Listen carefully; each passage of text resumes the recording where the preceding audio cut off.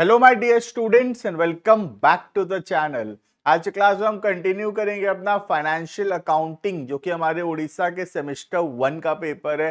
बाकी अन्य यूनिवर्सिटीज के अंदर भी अलग अलग सेमेस्टर्स में है, जैसे डीयू के अंदर तो सेमेस्टर 1 में है। बाकी डिफरेंट यूनिवर्सिटीज के अंदर ये अलग अलग सैम में दिया हुआ है। तुम कहीं से भी क्यों ना बिलोंग करते हो, ऑल ओवर इंडिया आराम से हम पढ़ाई शुरू कर सकते हो। हर एक जगह सिलेबस बिल्कुल सेम है, राइट।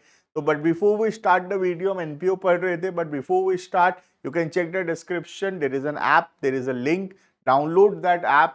वहां पे complete videos, notes, practice set, important question सब कुछ अवेलेबल होगा, राइट। तो स्टार्ट करते हैं टॉपिक को। हम पिछले क्लास में एनपीओ पढ़ रहे थे। एनपीओ के अंदर हम treatment of certain special items पढ़ रहे थे।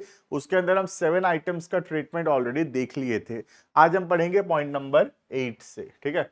पॉइंट नंबर 8 है एंडोमेंट फंड। एंडोमेंट फंड होता है कि कोई पर्टिकुलर पर्पस के लिए जब पैसा रिसीव होता है या कोई पर्टिकुलर पर्पस के लिए पैसा अलग किया जाता है और वो पैसे को फिर हम उसी पर्पस के लिए यूज करते हैं, that is called as endowment fund, ठीक है। देखना, a fund which provides permanent means of support for any person और इंस्टीट्यूशन और donation which is meant to cover expenditure on a particular purpose in future is called as endowment fund। तो ये एक प्रकार का कैपिटल रिसीट है, क्योंकि इसको एक पर्टिकुलर पर्पस के लिए ही हम यूज करने वाले हैं। इसी वजह से ये कहां पे दिखाई देगा?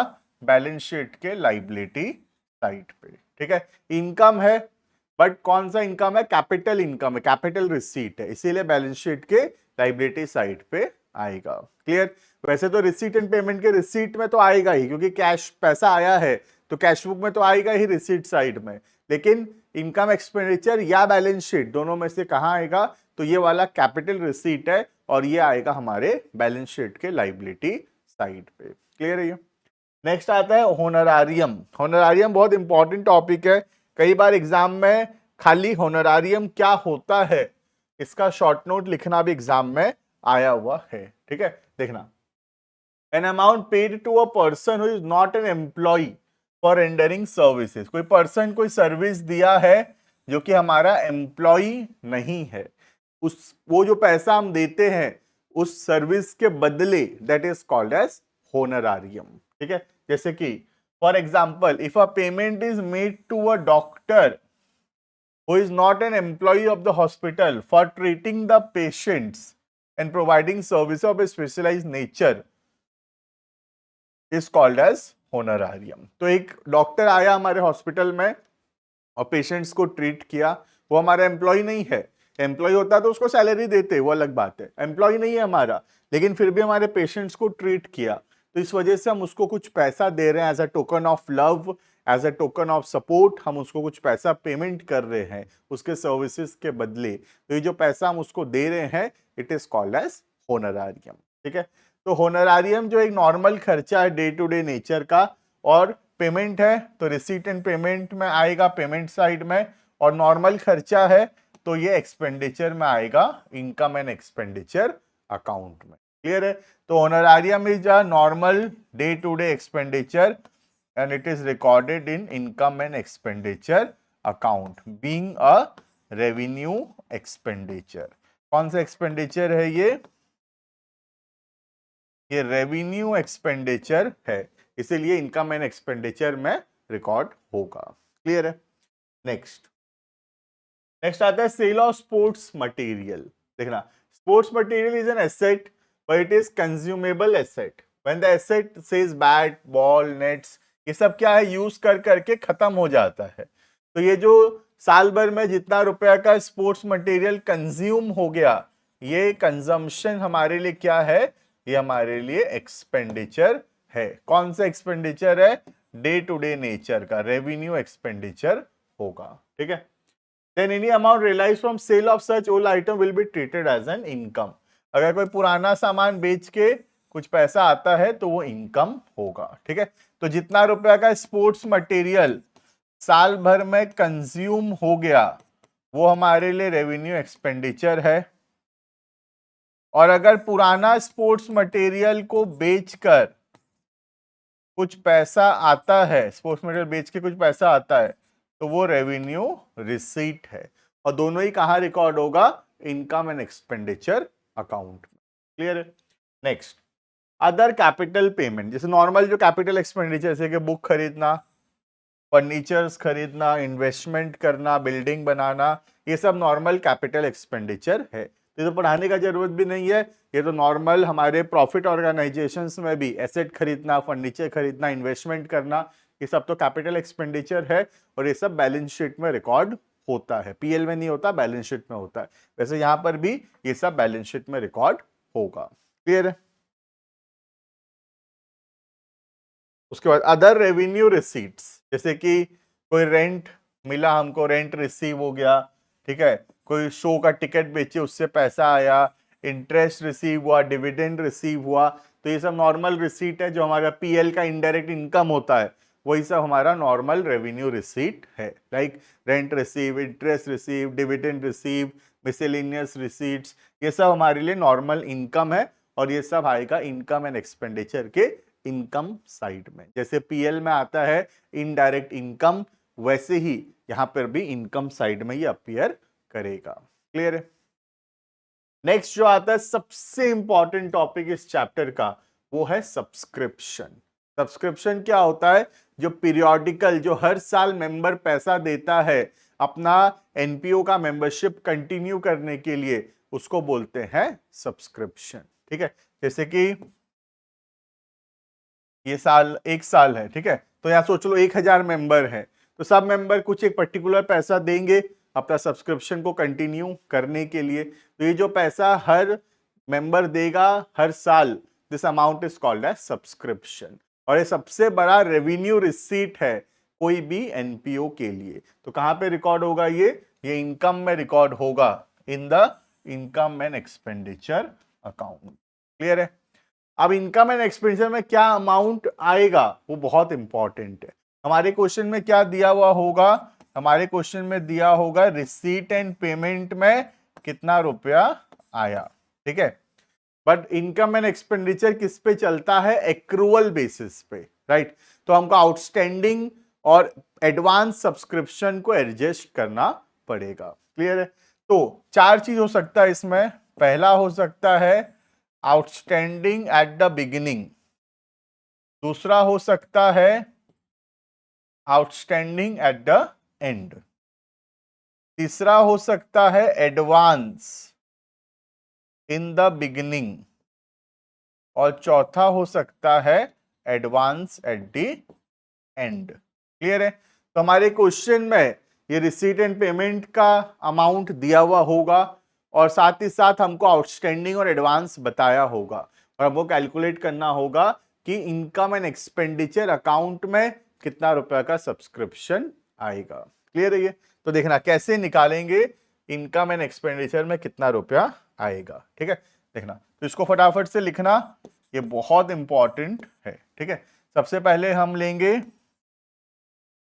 Amount as per receipt and payment account. Receipt and payment account के हिसाब से अमाउंट लेंगे। ठीक है, इसमें कुछ चीज ऐड होगा,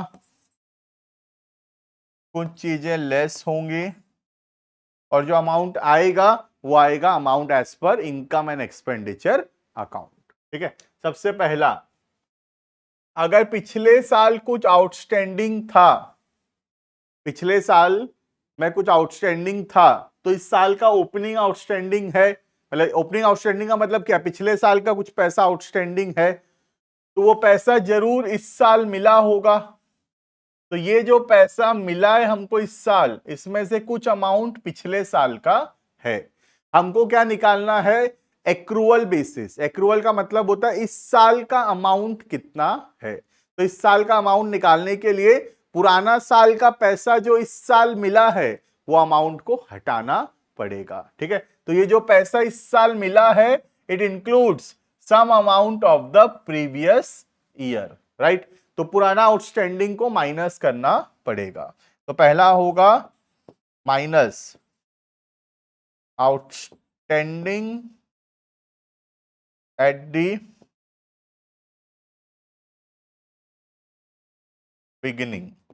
आउटस्टैंडिंग एट द बिगिनिंग जो है वो माइनस होगा। क्लियर है? उसके बाद ईयर के एंड में जो आउटस्टैंडिंग है, ये पैसा अभी मिलना बाकी है। ठीक है, तो सोच लो 10 रुपया मिला है और एक आउटस्टैंडिंग है, मतलब इस साल कितना मिलने वाला था, 10+1, इस साल 11 मिलने वाला था, जिसमें से 10 मिल चुका है और एक मिलना बाकी है। तो हमको क्या निकालना है, हमको निकालना है कितना इस साल मिलने वाला था। तो इस साल 10 मिल चुका प्लस एक जो अभी मिलना बाकी है, राइट। तो जो क्लोजिंग आउटस्टैंडिंग है वो हम ऐड करेंगे। तो ऐड करेंगे outstanding at the end, and वाला आउटस्टैंडिंग को प्लस करेंगे। क्लियर है?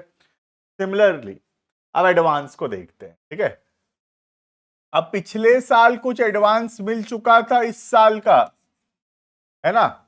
पिछले साल में कुछ एडवांस पैसा मिल चुका था प्रीवियस ईयर में, किस साल का, अभी इस करंट ईयर का। तो इसका मतलब इस साल जो पैसा मिला है उसमें तो जो पैसा इस साल मिला वो तो ठीक है, लेकिन कुछ पैसा इसमें से पिछले साल से ही मिल चुका था। जैसे कि फॉर एग्जांपल देता हूं तुमको, इस साल हमको मिला है 10,000, ठीक है, और पिछले साल हमको एडवांस मिला था 1,000। तो पिछले साल हमको 1,000 रुपए एडवांस में मिल चुका था, इस साल फिर भी 10,000 मिला है। तो तुम खुद सोचो, पिछले साल अगर 1,000 एडवांस मिल चुका था और इस साल फिर भी 10 मिला है, मतलब इस साल का इनकम जरूर 11,000 होगा, क्योंकि उस 11,000 इनकम था इस साल का, तभी तो 1,000 पिछले साल मिल गया था और 10,000 इस साल मिला है। That means advance at the beginning plus होगा। रटने वाले बच्चे रट भी सकते हैं, कोई दिक्कत नहीं है ना। तुमको सिर्फ लर्न कर लेना है क्या क्या प्लस होगा और क्या क्या माइनस होगा। ठीक है, सिमिलरली ईयर के एंड का जो भी एडवांस है वो माइनस होगा, तो हम माइनस कर देंगे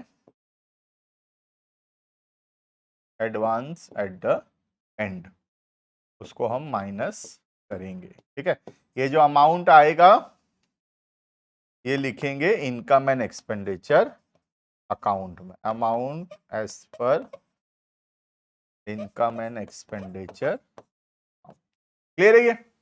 तो क्या करना है हमको, इनकम एंड एक्सपेंडिचर का अमाउंट निकालने के लिए सबसे पहले लेना है amount as per receipt and payment account.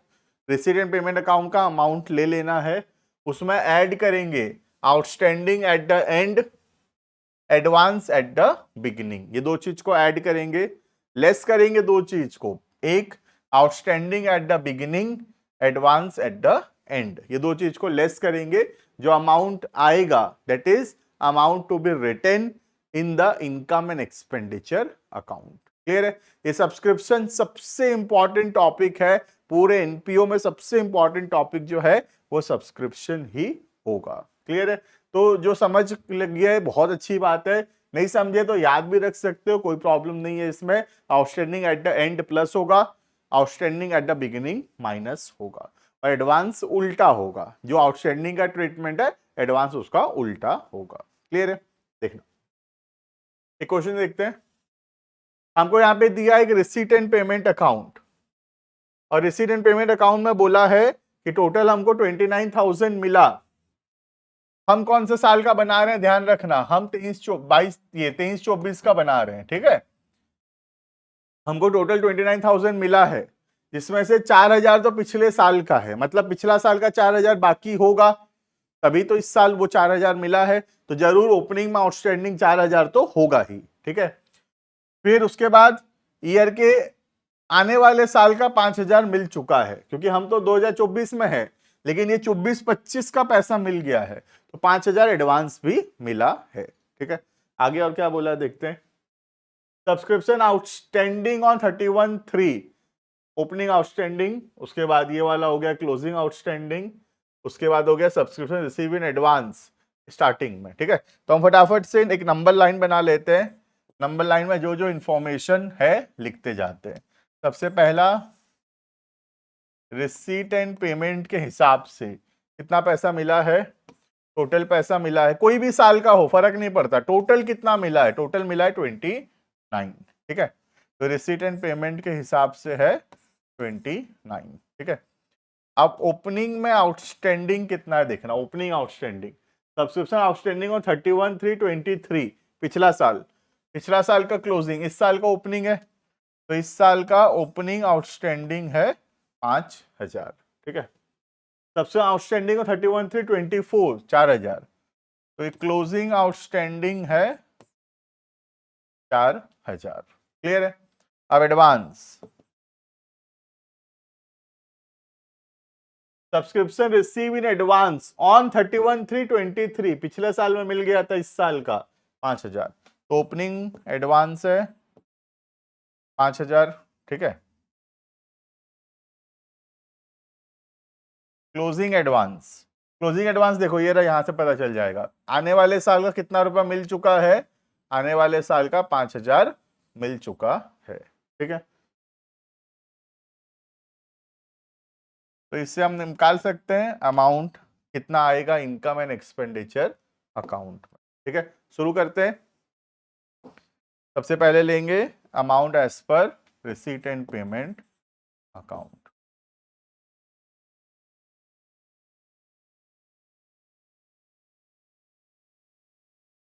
$29,000, ठीक है। इसमें ऐड करेंगे, क्या क्या ऐड करेंगे, एक ऐड करेंगे क्लोजिंग आउटस्टैंडिंग, ठीक है। तो ऐड करेंगे outstanding at the and 4,000,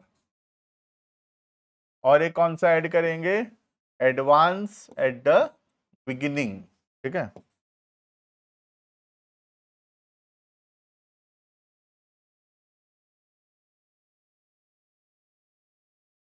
advance at the beginning add कर देंगे 5,000, क्लियर है।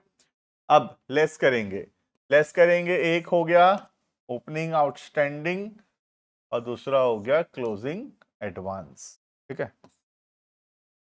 लेस, सबसे पहला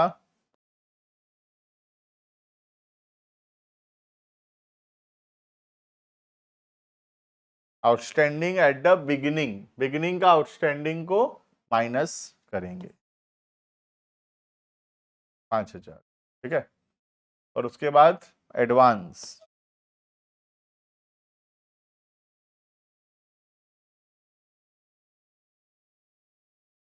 एट द एंड,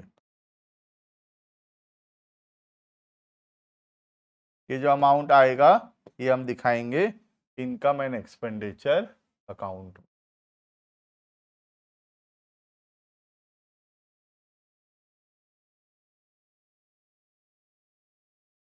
कितना आएगा देखो 28,000, ठीक है। तो 28,000 जो है वो इनकम एंड एक्सपेंडिचर में आ जाएगा, क्लियर है। तो बहुत सिंपल है, रटने वाले रट भी सकते हैं, कोई दिक्कत नहीं है। Amount as per receipt and payment account, plus करेंगे दो चीज, एक outstanding at the end and advance at the beginning, ठीक है। माइनस करेंगे दो चीज, एक outstanding at the beginning, advance at the end, ठीक है। जो अमाउंट आएगा this is amount as per income and expenditure account, clear. Next, grant from government and other agency, देखना सम एनपीओ एंटिटीज में रिसीव ग्रांट फ्रॉम गवर्नमेंट से कुछ help मिल सकता है हमको, और गवर्नमेंट से जो हेल्प मिलता है उसको बोलते हैं grant. If the grant is for specific, ये डोनेशन के जैसा ही है, अगर ग्रांट स्पेसिफिक पर्पस के लिए है तो फिर इसको बैलेंस शीट में दिखाएंगे, ठीक है। और ग्रांट अगर स्पेसिफिक पर्पस के लिए नहीं है, जनरल पर्पस के लिए है, तो ये इनकम एंड एक्सपेंडिचर में आएगा, क्लियर है। तो जो ट्रीटमेंट डोनेशन का है वही ट्रीटमेंट ग्रांट का होगा। डोनेशन नॉर्मल लोगों से मिलता है और ग्रांट जो है वो गवर्नमेंट से मिलता है। अब अगर ग्रांट स्पेसिफिक पर्पस के लिए मिला है तो फिर वो बैलेंस शीट में लायबिलिटी साइड पे आएगा, और अगर ग्रांट इन जनरल है, पर्टिकुलर पर्पस के लिए नहीं है, जनरल ग्रांट है, तो फिर वो आ जाएगा इनकम एंड एक्सपेंडिचर अकाउंट में, क्लियर है। नेक्स्ट आता है स्टॉक, जैसे कोई स्पोर्ट्स मटेरियल का स्टॉक है, प्रिंटिंग एंड स्टेशनरी का स्टॉक है, तो इसमें से जितना रुपए का स्टॉक इस साल कंज्यूम हो गया वो हम इनकम एंड एक्सपेंडिचर में लिखेंगे। हमको क्वेश्चन में इंफॉर्मेशन दिया होगा साल के शुरुआत में कितना स्टॉक था, ईयर के एंड में कितना स्टॉक है और साल भर में कितना स्टॉक खरीदे। तो इससे हमको निकालना होगा कितना रुपए का स्टॉक कंज्यूम हुआ, और जितना रुपए का स्टॉक कंज्यूम हुआ वो हम लिखेंगे इनकम एंड एक्सपेंडिचर अकाउंट के एक्सपेंडिचर साइड में। ठीक है, देखना some opening and closing stock balance of certain items like sports material, printing, stationery, ये सब दिया हुआ होगा और साथ में परचेज भी दिया हुआ होगा। तो हमको इनकम एंड एक्सपेंडिचर में एक्सपेंडिचर साइड में लिखना है जितना रुपए का स्टॉक या स्टेशनरी कंज्यूम हुआ। कैसे निकालेंगे देखना, cost of stationery consumed, cost of stationery consumed कैसे निकलेगा ध्यान देना। वो जो COGS का फॉर्मूला होता है वही फॉर्मूला होगा। ईयर के स्टार्टिंग में कितना था हमारे पास ओपनिंग स्टॉक प्लस हम साल भर में कितना खरीदे परचेज ड्यूरिंग द ईयर, और ईयर के एंड में हमारे पास कितना रुपए का स्टेशनरी है। इससे पता चल जाएगा कितना रुपए का स्टेशनरी कंज्यूम हुआ। जैसे कि फॉर एग्जांपल ईयर के शुरुआत में हमारे पास 10 यूनिट्स था, ठीक है, हम ड्यूरिंग द ईयर 50 खरीदे, तो 10 प्लस 50 हमारे पास 60 होना चाहिए। ईयर के स्टार्टिंग में 10 था, 50 और खरीदे तो 60 होना चाहिए। अब हम ईयर के एंड में देख रहे हैं तो सिर्फ 20 बचा है, इसका मतलब 40 जो है वो कंज्यूम हो गया है, राइट। तो 10 ओपनिंग प्लस 50 और खरीदे तो 60 होना चाहिए। ईयर के एंड में देखे सिर्फ 20 ही है तो 40 कंज्यूम हुआ है। तो ये जो 40 है इसको हम कहां लिखेंगे, इनकम एंड एक्सपेंडिचर के एक्सपेंडिचर साइड पे। क्लियर है। तो this is all about treatment of certain special items in NPO. Next classes के अंदर अब एनपीओ के डिफरेंट टाइप ऑफ क्वेश्चंस देखेंगे, जहां पे रिसीट एंड पेमेंट दिया है तो इनकम एक्सपेंडिचर कैसे बनेगा, फिर हम देखेंगे इनकम एंड एक्सपेंडिचर दिया है तो उससे रिसीट एंड पेमेंट कैसे बनेगा। ऐसे करके डिफरेंट टाइप ऑफ क्वेश्चंस हम कवर करेंगे। क्लियर है। तो मिलते हैं नेक्स्ट क्लासेस के अंदर, अभी के लिए इतना। Thank you and bye bye.